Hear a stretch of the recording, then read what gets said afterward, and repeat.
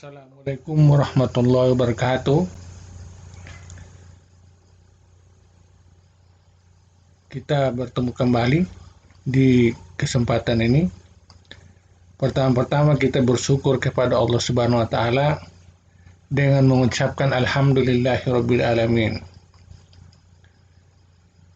Kemudian salam dan salawat senantiasa kita sampaikan ke Nabi besar Muhammad SAW dengan mengucapkan salawat Allahumma salli ala sayyidina Muhammad wa ala alihi wasallam.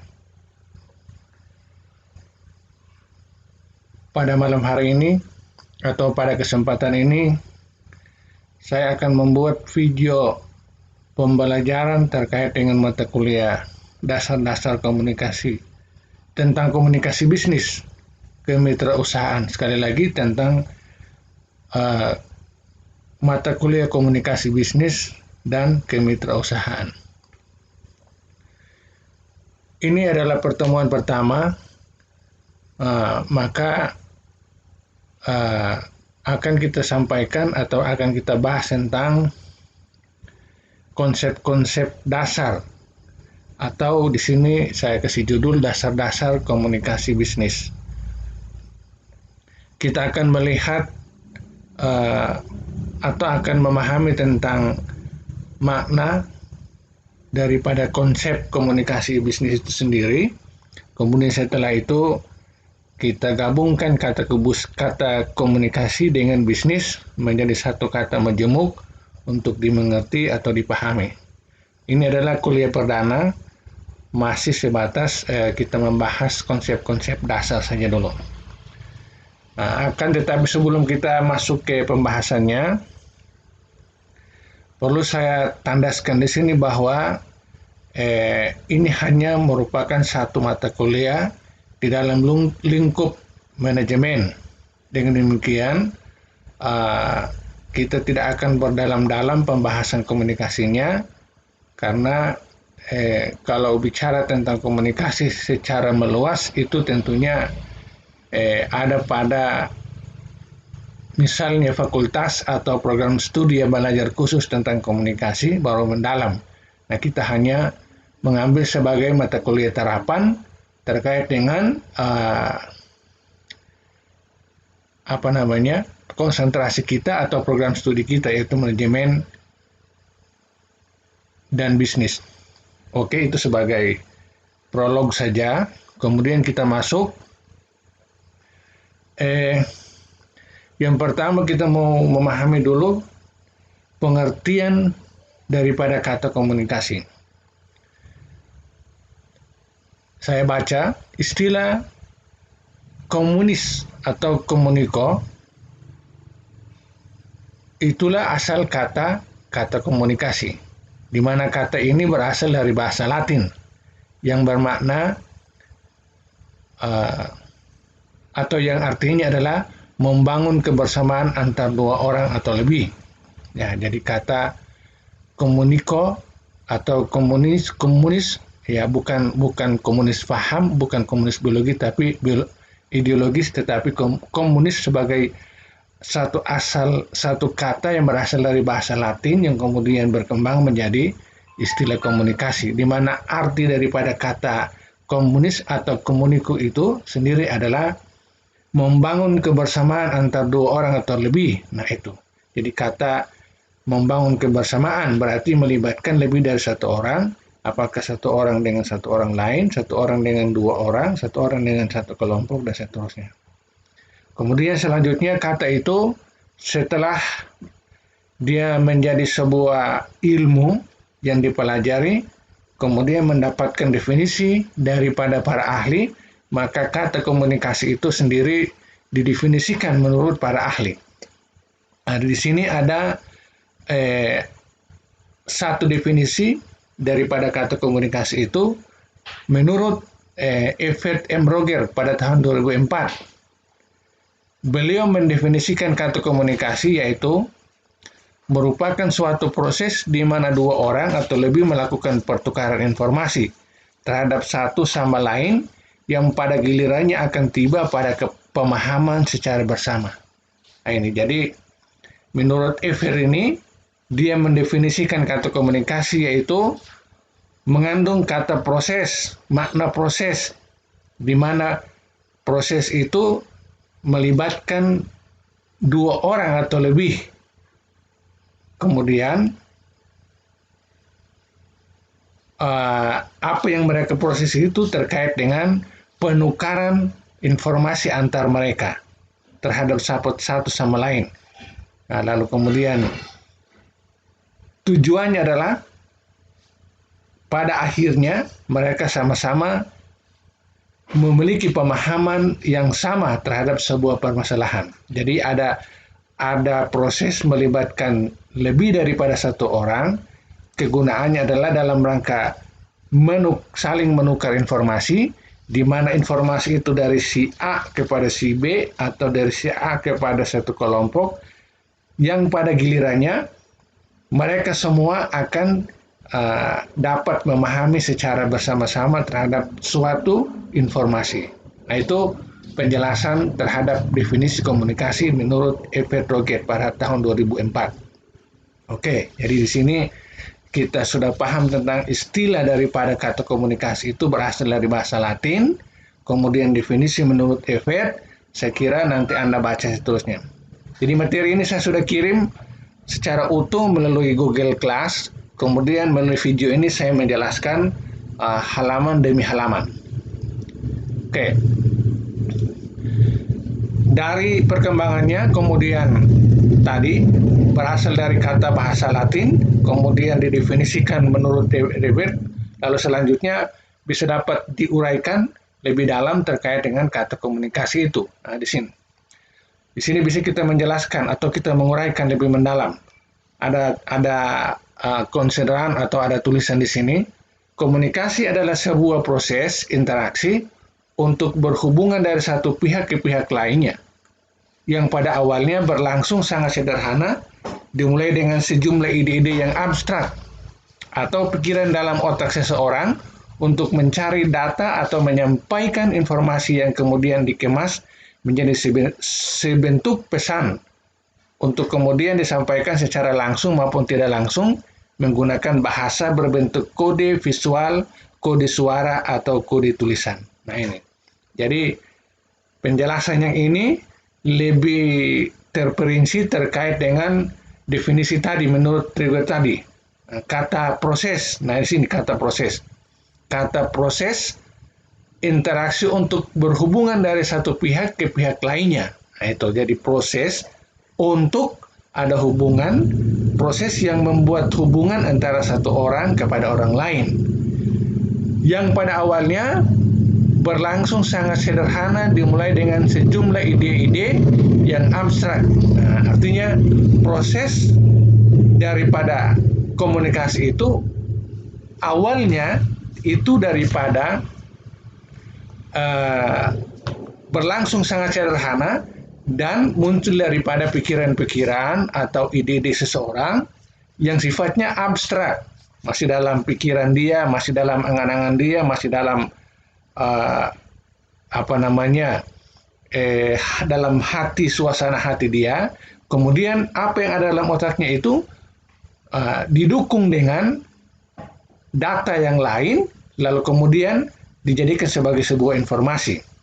Nah, dia kemas semua ide-ide tadi dalam bentuk, misalnya dia mengurai dalam bentuk kalimat, mengurai dalam bentuk gambar, mengurai dalam bentuk kata-kata verbal non-verbal, yang kemudian disampaikan kepada orang-orang yang diajak untuk berbicara. Baik dia sampaikan pesan-pesan yang sudah dia kemas, pesan yang tadinya itu hanya berupa pikiran sederhana, kemudian ditambah dengan data, lalu kemudian dia kemas menjadi sebuah informasi, itu akan disampaikan kepada orang lain, baik secara langsung, misalnya face to face, ketemu langsung muka dengan muka, ataupun secara tidak langsung. Nah, secara tidak langsung tentunya misalnya menggunakan media pelantara, apakah media elektronik atau media yang non-elektronik untuk menyampaikan pesan itu kepada orang lain. Nah, di sini ada kata menggunakan bahasa berbentuk kode visual, kode suara, atau kode tulisan. Nah, itu. Jadi setiap pesan-pesan yang tadi berawal daripada pikiran seseorang yang kemudian dikemas dengan didukung oleh data lain-lain, data-data yang ada yang dimiliki, itu tentunya menggunakan bahasa. Bahasa itu bisa berbentuk kode visual, kemudian kode suara, lalu kemudian atau kode tulisan atau kode tulisan. Nah, itu. Visual itu maksudnya dalam bentuk misalnya gambar-gambar yang bisa dilihat, ataupun kode suara berupa voice atau ya suara, kemudian dalam bentuk tulisan. Nah, itu bisa digabungkan menjadi satu. Suara, kemudian gambar, kemudian tulisan-tulisan berupa bahasa, dan seterusnya. Itu menjadi satu kemasan informasi kemudian disampaikan kepada orang. Nah, di sini bisa dapat dimengerti. Oke, selanjutnya kita dapat memahami lagi bahwa komunikasi merupakan faktor yang penting dalam upaya mencapai tujuan suatu organisasi bisnis. Nah, itu. Jadi setelah kita pahami tadi bahwa komunikasi itu berasal dari bahasa Latin, kemudian didefinisikan oleh seorang ahli, kemudian dijelaskan tentang kata proses itu lebih mendalam, mulai daripada pikiran seseorang sederhana, dikemas, kemudian dibuat dalam bentuk yang bagus, lalu disampaikan secara langsung, tidak langsung kepada orang lain tentang informasi itu, menggunakan bahasa dan seterusnya. Nah, sekarang kita mengerti atau kita pahami tentang komunikasi merupakan faktor penting dalam upaya mencapai tujuan suatu organisasi. Nah, ini. Jadi, satu kalimat yang ini menunjukkan bahwa dalam sebuah organisasi itu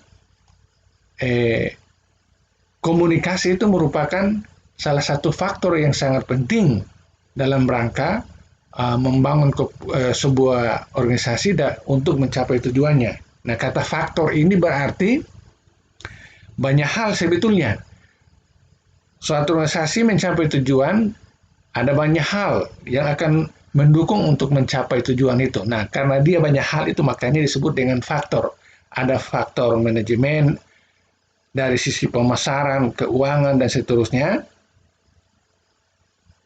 Juga ada faktor komunikasi sebagai salah satu hal yang memang sangat penting dalam orang berorganisasi.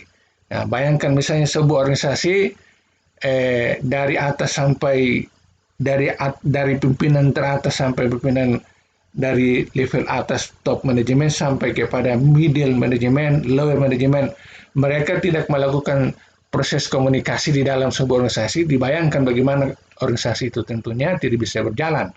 Mereka harus saling berkomunikasi. Nah, bicara tentang komunikasi dalam organisasi ini, kita akan bahas lebih mendalam, yang topiknya adalah komunikasi internal. Itu pada pertemuan-pertemuan atau video berikutnya. Intinya di sini, komunikasi itu dalam sebuah organisasi adalah salah satu faktor yang sangat penting, sangat berperan dalam rangka menunjang tercapainya tujuan daripada suatu organisasi. Saya tekankan, kata faktor berarti tentunya ada hal-hal lain selain daripada kata komunikasi. Oke. Ada penjelasan lain lagi di sini. Komunikasi adalah suatu proses penyampaian dan penerimaan pesan atau informasi di antara dua orang atau lebih dengan harapan terjadinya pengaruh yang positif atau menimbulkan efek tertentu yang diharapkan. Nah, itu. Jadi komunikasi yang melibatkan lebih daripada dua orang, lalu di situ ada proses mulai daripada orang pertama punya ide, kemudian dikemas, kemudian disampaikan kepada yang mendengar, lalu mendengar menerimanya. Itu tentunya ada tujuan yang ingin dicapai.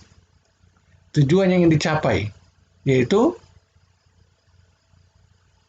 diharapkan terjadinya pengaruh yang positif atau menimbulkan efek tertentu yang diharapkan. Nah, jadi orang yang menyampaikan pesan kepada orang lain itu, tentunya orang itu punya harapan. Harapannya adalah adanya pengaruh yang positif Nah, pengaruh positif tentunya sebetulnya bicara tentang komunikasi itu kalau secara umum itu ada yang pengaruh negatif, ada yang berpengaruh positif, ada. Tapi karena kita ini dalam konteks belajar akademik, belajar ilmu, maka kita mengatakan bahwa eh, komunikasi yang dibangun itu ada tujuannya adalah menimbulkan pengaruh yang positif kepada lawan bicaranya. Atau komunikasi juga dalam rangka menimbulkan efek tertentu yang diharapkan. Efek.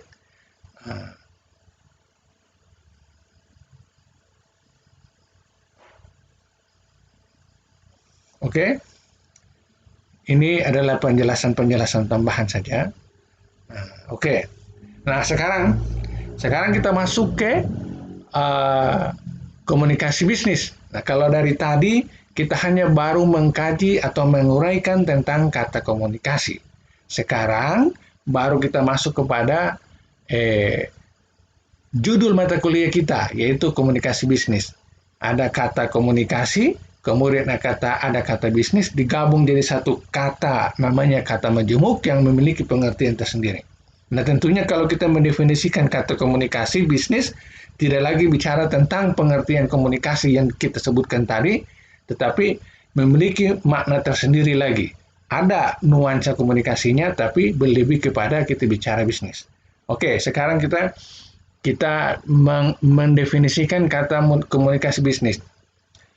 Adalah setiap komunikasi yang digunakan untuk membangun partnership. Nah, artinya setiap komunikasi yang dalam konteks bisnis itu digunakan dalam rangka membangun. Nah, membangun apa? Ada banyak hal di sini. Pertama, membangun partnership, membangun kerjasama, membangun kemitraan, membangun hubungan antar orang perorangan, baik di dalam organisasi ataupun organisasi dengan pihak luar. Itu partnership. Mungkin judul mata kuliah kita itu adalah komunikasi bisnis dan kemitrausahaan. Nah, itu kata kemitrausahaan itu sama artinya dengan partnership di sini. Jadi dengan adanya komunikasi itu, dalam hal ini komunikasi bisnis bertujuan untuk membangun partnership atau kemitrausahaan kerjasama antar orang di dalam organisasi ataupun orang dalam organisasi dengan pihak-pihak di luar organisasi. Itu kegunaan komunikasi bisnis yang pertama dalam rangka membangun partnership. Kemudian yang berikut, komunikasi bisnis bertujuan untuk membangun sumber daya intelektual. Sumber daya intelektual. Dengan adanya komunikasi yang dilangsungkan dalam sebuah organisasi, diharapkan dapat meningkatkan sumber daya intelektual yang ada di dalam sebuah organisasi itu ataupun pihak luar dengan organisasi itu. Nah, kita ambil contoh misalnya para karyawan, personil dalam perusahaan itu, mereka misalnya pada awal rekrutmen itu dengan standar pendidikan terendah, kemudian mereka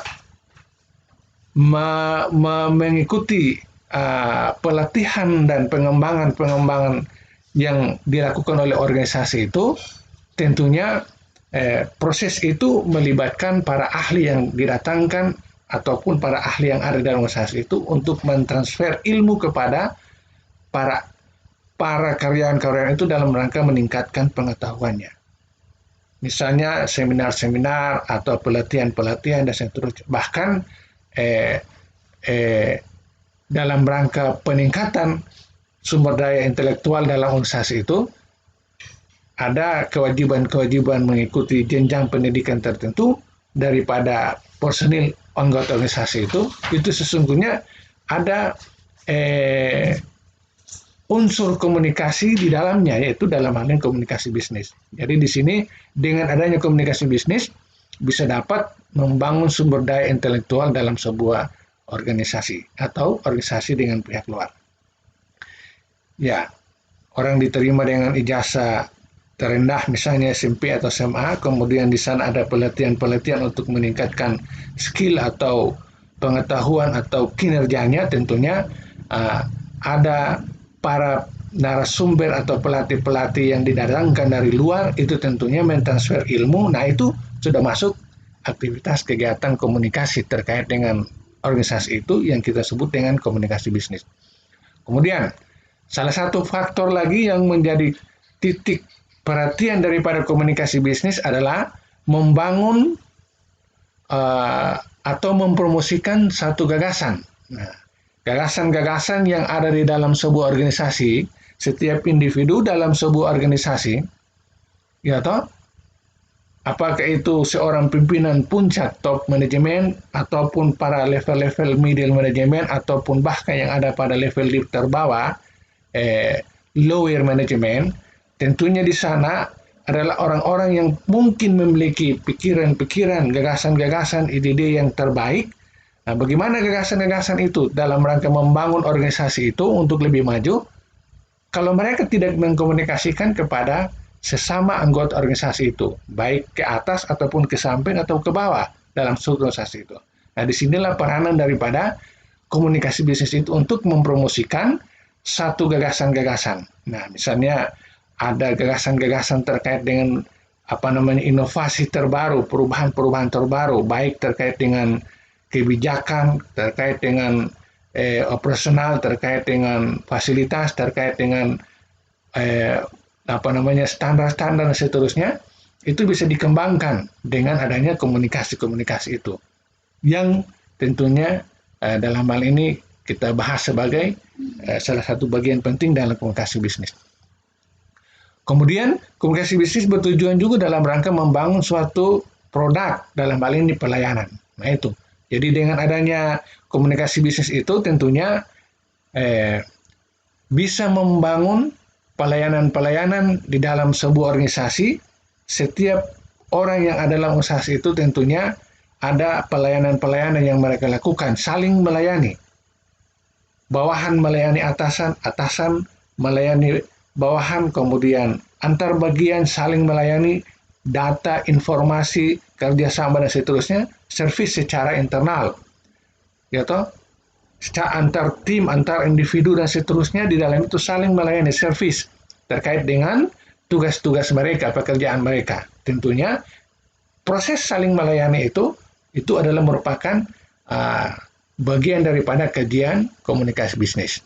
Nah, pelayanan ini pun bisa dengan pihak luar, organisasi, apalagi yang bergerak di bidang penjualan dan seterusnya, ada pemasarannya dengan berhadapan dengan pihak luar, dalam hal ini konsumen ataupun stakeholder lain. Nah, tentunya ada proses-proses pelayanan di sana. Nah, pelayanan itu tentunya membutuhkan proses komunikasi. Dalam hal ini kita bicara komunikasi bisnis. Kemudian bertujuan juga dalam rangka membangun komunikasi juga bertujuan dalam rangka membangun suatu organisasi. Nah, ini misalnya organisasi yang ada mau dilakukan pemekaran atau penciutan, struktur organisasinya, perluasan, ekspansi, ataupun sampai kepada yang paling terkecil adalah misalnya adanya peleburan dan seterusnya, pembubaran bahkan, ataupun membuat organisasi yang baru, tentunya itu perlu harus dikomunikasikan kepada pihak-pihak terkait membangun organisasi tadi. Misalnya dari sisi struktur organisasi. Struktur organisasi itu mau diperluas, membuka atau mengekspansi kegiatannya di daerah-daerah, membuka perwakilannya dan seterusnya, ataupun misalnya membuat perampingan organisasi dan seterusnya. Nah, ataupun membuat berbagai hal, berbagai macam ide-ide terkait dengan pengembangan organisasi. Nah, itu bisa dapat dikomunikasikan dengan sesama personil di dalam sebuah organisasi itu. Kemudian, ada penjelasan lanjutan dengan sasaran untuk menciptakan nilai bagi bisnis yang dijalankan. Nah, ini maksudnya seluruh faktor yang dikembangkan atau diperhatikan dalam proses komunikasi bisnis dalam sebuah organisasi tadi, misalnya partnership, sumber daya, mempromosikan satu gagasan dalam rangka pelayanan ataupun sesuatu yang terkait dengan organisasi keseluruhannya itu dalam rangka menciptakan nilai bagi bisnis yang dijalankan. Nah, nilai di sini mengandung makna baik yang kualitatif ataupun yang kuantitatif. Misalnya dari sisi nilai dari sisi kuantitatifnya itu misalnya meningkatkan pendapatan atau meningkatkan laba atau meningkatkan macam-macam. Nah, dari sisi meningkatkan nilai dari sisi kualitatifnya misalnya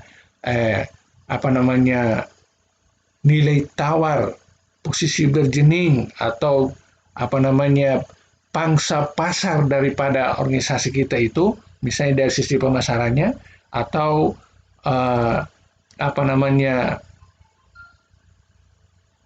organisasi kita mendapatkan nilai terbaik daripada misalnya stakeholder yang ada dianggap sebagai organisasi, taruhlah misalnya perusahaan yang menjalankan fungsi sosialnya dengan baik dan seterusnya.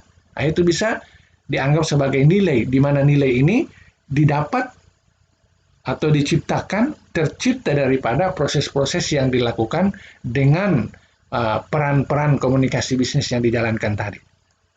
Oke, saya kira itu adalah pengertian komunikasi bisnis.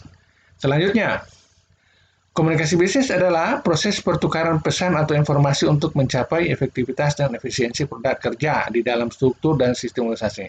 Saya kira tambahan saja penjelasan yang di bawah ini terhadap apa yang dijelaskan di atas. Poinnya adalah semua aktivitas yang dilakukan terkait dengan komunikasi bisnis di atas dalam rangka mencapai nilai itu tentunya ada terciptanya efektivitas dan efisiensi dalam bekerja dalam perusahaan itu, ya toh? Jadi adanya komunikasi untuk membangun berbagai macam aspek tadi itu akan melahirkan efektivitas dan efisiensi dalam sebuah perusahaan atau sebuah organisasi. Dengan demikian akan meningkatkan atau menciptakan nilai bagi perusahaan itu sendiri. Nah, kata efektivitas dan efisiensi, efektivitas daripada misalnya dari sisi penghematan waktu, kemudian efisiensi misalnya dari sisi penghematan biaya, penghematan waktu, penghematan biaya dan seterusnya. Mungkin Anda memahami lebih mendalam kata efektivitas dan efisiensi itu ada pada mata kuliah lain, tetapi untuk sementara kita maknai saja bahwa efektivitas terkait dengan misalnya penghematan waktu, kemudian efisiensi penghematan biaya itu dapat terlaksana dengan baik karena adanya komunikasi yang dibangun secara baik dalam sebuah organisasi terkait dengan misalnya tadi itu hubungan kerjasama yang baik, meningkatkan intelektual yang bagus dan seterusnya. Oke, saya kira itu adalah materi untuk kuliah perdana kita terkait dengan komunikasi bisnis. Saya bisa mengulangi lagi di sini bahwa pada hari ini untuk pertama kali pertemuan ini kita membahas atau kita hanya melihat tentang konsep komunikasi itu sendiri berasal dari bahasa Latin, kemudian didefinisikan oleh F.H. M. Roger pada tahun 2004, di mana definisinya itu mengandung makna komunikasi itu ada proses melibatkan dua orang, kemudian dalam rangka pertukaran informasi supaya mereka memiliki pemahaman yang sama terhadap sebuah permasalahan. Nah, kemudian ini penjelasan yang ini sudah saya jelaskan tadi, tapi intinya di sini adalah bahwa komunikasi yang disebut sebagai sebuah proses itu tadinya itu hanya berupa misalnya angan-angan, gagasan kecil dari pikiran seseorang, ide seseorang, yang kemudian dia dibantu dengan data, lalu kemudian dikemas menjadi informasi yang baik, lalu disampaikan kepada orang-orang lain untuk menerima informasi itu dalam bentuk informasinya itu dikemas dalam bentuk bahasa tulisan, bahasa lisan, kemudian kode dan seterusnya, yang kemudian disampaikan ke orang lain.